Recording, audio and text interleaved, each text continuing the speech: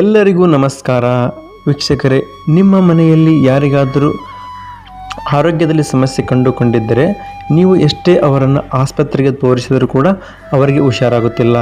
ಮತ್ತು ಹಣಕಾಸಿನ ವ್ಯವಹಾರದಲ್ಲೂ ಕೂಡ ಅಷ್ಟೇ, ನೀವು ಎಷ್ಟೇ ಹಣವನ್ನು ಸಂಪಾದನೆ ಮಾಡಿದರೂ ಅದು ನಿಮ್ಮ ಕೈಯಲ್ಲಿ ನಿಲ್ಲುತ್ತಿಲ್ಲ. ನೀವು ಸಂಪಾದನೆ ಮಾಡಿದ ಹಣ ಒಂದು ವಾರದಲ್ಲಿ ಅಥವಾ 2 ದಿನದಲ್ಲಿ ಖಾಲಿ ಆಗ್ತಾ ಇರುತ್ತೆ. ಎಲ್ಲಿ ಬಂತು ಹೇಗೆ ಹೋಯಿತು ಗೊತ್ತೇ ಆಗ್ತಾ ಇರಲ್ಲ. ಮತ್ತು ಅಕ್ಕಪಕ್ಕದವರಿಂದ ತುಂಬ ಕಿರಿಕಿರಿ ಆಗ್ತಾ ಇರುತ್ತೆ. ಮತ್ತು ಸಂಬಂಧಿಕರ ಕಾಟ ಕೂಡ ಹೆಚ್ಚಾಗ್ತಾ ಇರುತ್ತೆ. ಒಟ್ಟು ನಿಮಗೆ ಮನೆಯಲ್ಲಿ ನೆಮ್ಮದಿ ಅನ್ನೋದಿರಲ್ಲ. ನಿಮಗೆ ಒಟ್ಟು ಮನೆಯಲ್ಲಿ ಕುಂದಿರಲಿಕ್ಕೂ ಕೂಡ ಸಮಾಧಾನ ಇರಲ್ಲ. ಅಂಥ ಸಮಾಧಾನ ಕೂಡ ನಿಮಗೆ ಬರೋದಿಲ್ಲ. ಆ ಥರ ಮಾಡಿರ್ತಾರೆ.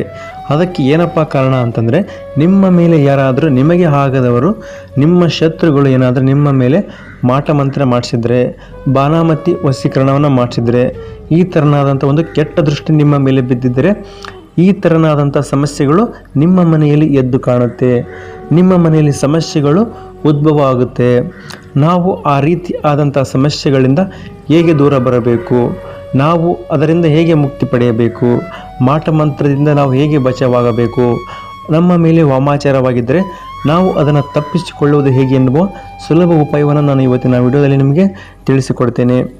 ನೀವು ಅದಕ್ಕಿಂತ ಮುಂಚೆ ಏನು ಮಾಡಬೇಕೆಂದರೆ, ನಮ್ಮ ವಿಡಿಯೋದಲ್ಲಿ ಬರುತ್ತಿರುವಂತಹ ಗುರುಜಿಯವರ ನಂಬರ್ಗೆ ಕರೆಯನ್ನು ಮಾಡಿ, ನಿಮಗೆ ಏನಾದರೂ ಸಮಸ್ಯೆ ಇದ್ದರೆ ಅವರ ಹತ್ತಿರ ಹೇಳಿಕೊಳ್ಳಿ.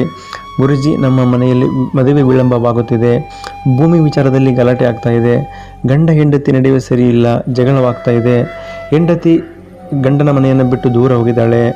ಈ ಥರನಾಗಿ ನಿಮ್ಮ ಮನೆಯಲ್ಲಿ ಏನೋ ಒಂದು ಸಮಸ್ಯೆ ಇದ್ದರೂ ಕೂಡ, ಕೋರ್ಟು ಕಚೇರಿ ಕೆಲಸ ಇದ್ದರೂ ಕೂಡ, ನಿಮ್ಮ ಜೀವನದ ಗುಪ್ತ ಸಮಸ್ಯೆಗಳಿದ್ದರೂ ಕೂಡ ನೀವು ಗುರುಜಿಯವರಿಗೆ ಕರೆಯನ್ನು ಮಾಡಿ ಹೇಳಿಕೊಂಡರೆ ಕೆಲವು ಗಂಟೆಗಳಲ್ಲಿ ಅವರು ನಿಮಗೆ ಫೋನಿನ ಮೂಲಕ ಪರಿಹಾರವನ್ನು ಮಾಡಿಕೊಡ್ತಾರೆ.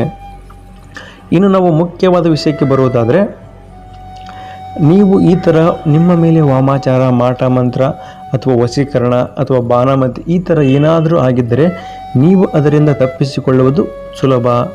ಅದಕ್ಕೆ ನಾನು ಇವತ್ತಿನ ವಿಡಿಯೋದಲ್ಲಿ ಒಂದು ಸುಲಭ ಉಪಾಯವನ್ನು ಹೇಳಿಕೊಡ್ತೇನೆ. ನೀವು ಈ ಥರನಾಗಿ ಮಾಡಿ ನೋಡಿ, ಆಮೇಲೆ ನಿಮ್ಮ ಮೇಲೆ ಇದ್ದಂಥ ವಾಮಾಚಾರ, ಮಾಟ ಮಂತ್ರ ಎಲ್ಲ ಕೂಡ ಮಾಯವಾಗುತ್ತೆ. ನಿಮ್ಮ ಮನೆಯಲ್ಲಿ ಲಕ್ಷ್ಮಿ ನೆಲೆಸುತ್ತಾಳೆ.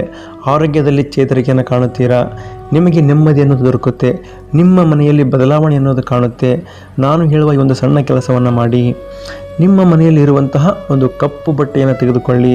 ಹೌದು, ಕಪ್ಪು ಬಟ್ಟೆಯನ್ನು ತೆಗೆದುಕೊಂಡು ನೀವು ಏನು ಮಾಡಬೇಕೆಂದರೆ, ಅದರ ಮೇಲೆ ಒಂದು ಮುಷ್ಟಿಯಷ್ಟು ಉಪ್ಪನ್ನು ಹಾಕಬೇಕು. ಸಣ್ಣ ಉಪ್ಪನ್ನು ಹಾಕಬೇಡಿ, ದಯವಿಟ್ಟು ದೊಡ್ಡ ಉಪ್ಪನ್ನು ಹಾಕಿ. ಒಂದು ಮುಷ್ಟಿಯಷ್ಟು ದೊಡ್ಡ ಉಪ್ಪನ್ನು ಹಾಕಿ ಅದರ ಮೇಲೆ ಒಂದು ಈರುಳ್ಳಿಯನ್ನು ಇಡಬೇಕು. ಏನು ಮಾಡಬೇಕು, ಒಂದು ಕಪ್ಪು ಬಟ್ಟೆಯನ್ನು ತೆಗೆದುಕೊಂಡು ಅದರ ಮೇಲೆ ಒಂದು ಮುಷ್ಟಿಯಷ್ಟು ಉಪ್ಪನ್ನು ಹಾಕಿ ಅದರ ಮೇಲೆ ಒಂದು ಈರುಳ್ಳಿಯನ್ನು ಇಟ್ಟು ನೀವು ಅದನ್ನು ಸರಿಯಾಗಿ ಗಂಟು ಕಟ್ಟಬೇಕು. ಸರಿಯಾಗಿ ಗಂಟನ್ನು ಕಟ್ಟಿ ಆದ ನಂತರ ನೀವು ನಿಮಗೆ ಆದಂತಹ ಒಂದು ವಾಮಾಚಾರ, ಮಾಟ ಮಂತ್ರದ ಬಗ್ಗೆ ನೀವು ದೇವರ ಹತ್ತಿರ ಕೋರಿಕೊಳ್ಳಬೇಕು. ದೇವರೇ, ನನಗೆ ನನ್ನ ಮೇಲೆ ಆದಂತಹ ವಾಮಾಚಾರ, ಮಾಟ ಮಂತ್ರ, ವಶೀಕರಣ ಎಲ್ಲವೂ ಕೂಡ ನನ್ನಿಂದ ದೂರ ಆಗಬೇಕು. ನಾನು ಎಲ್ಲದರಿಂದ ಮುಕ್ತಿಯನ್ನು ಪಡೆಯಬೇಕು. ನಮ್ಮ ಮನೆಯಲ್ಲಿ ನೆಮ್ಮದಿ ನೆನೆಸಬೇಕು. ನಮ್ಮ ಮನೆಯಲ್ಲಿ ಬದಲಾವಣೆಯನ್ನು ನಾವು ಕಾಣಬೇಕು ಅಂತ ನೀವು ಮನಸ್ತಾಪವನ್ನು ಮಾಡಿಕೊಂಡು ನಿಮ್ಮ ಹೊಸ್ತಿಲಲ್ಲಿ, ಅಂದರೆ ನಿಮ್ಮ ಮನೆಯ ಬಾಗಿಲ ಹೊಸ್ತಿಲಲ್ಲಿ, ನಿಮ್ಮ ಮನೆಗಿರುತ್ತಲ್ಲ ಮೇನ್ ಡೋರ್ ಹೊಸ್ತಿಲಲ್ಲಿ ನೀವು ಇದನ್ನು ಎಡಭಾಗಕ್ಕೆ ಎಡಗೈಯಿಂದ ಕಟ್ಟಬೇಕು. ಹೌದು, ಇದು ಮುಖ್ಯವಾಗಿ ನೀವು ಇದನ್ನು ಎಡಭಾಗದಲ್ಲಿ ಎಡಗೈಯಿಂದ ಕಟ್ಟಿ ಬಂದು ನೋಡಿ.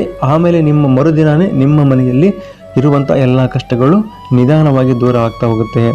ಆರೋಗ್ಯದಲ್ಲಿ ನಿಮಗೆ ಚೇತರಿಕೆ ಉಂಟಾಗುತ್ತೆ. ಹಣಕಾಸಿನ ವ್ಯವಹಾರದಲ್ಲೂ ಕೂಡ ಒಳ್ಳೆಯದಾಗುತ್ತೆ. ಈ ಥರನಾಗಿ ಮಾಡಿ ನೋಡಿ. ನಿಮಗೆ ಇದರಲ್ಲಿ ಏನಾದರೂ ತೊಂದರೆ ಕಂಡು ಬಂದರೆ ಅಥವಾ ಈ ಥರ ಮಾಡಲು ನಿಮಗೆ ಸಮಸ್ಯೆ ಎನಿಸಿದರೆ ನಮ್ಮ ಗುರುಗಳಿಗೆ ಕರೆಯನ್ನು ಮಾಡಿ. ನಿಮಗೆ ಅವರು ದಯವಿಟ್ಟು ಇದಕ್ಕಿಂತ ಸುಲಭವಾದ ಉಪಾಯವನ್ನು ಮತ್ತು ಇದಕ್ಕಿಂತ ಸುಲಭವಾದ ಪರಿಹಾರವನ್ನು ಮಾಡಿಕೊಡ್ತಾರೆ. ದಯವಿಟ್ಟು ಅವರ ನಂಬರ್ಗೆ ಕರೆಯನ್ನು ಮಾಡಿ. ಧನ್ಯವಾದಗಳು.